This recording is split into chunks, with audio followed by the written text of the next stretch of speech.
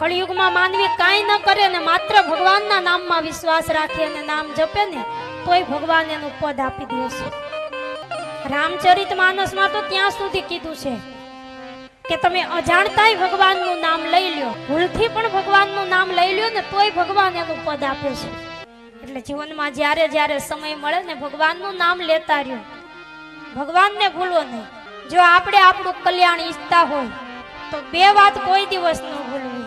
એક તો ભગવાન અને બીજું આપણું મોત. મોતને પણ કાયમ યાદ કરવું, મોતને ભૂલવું નહીં. રોજ સવારે ઉઠો ને એટલે પેલો વિચાર ઈ જ આવવો જોઈએ કે ભગવાને આજે આપણા ઉપર કૃપા કરી અને જીવનનો એક દિવસ વધારે દીધો છે. કારણ કે એકના એક દિવસ તો બધાએ જવાનું છે જ. જો આ મોતને યાદ રાખીશું ને તો આપણા હાથે કોઈ દિવસ પાપ નહીં થાય. એટલે જીવનમાં બે વસ્તુ એ કાયમ તમે યાદ રાખો.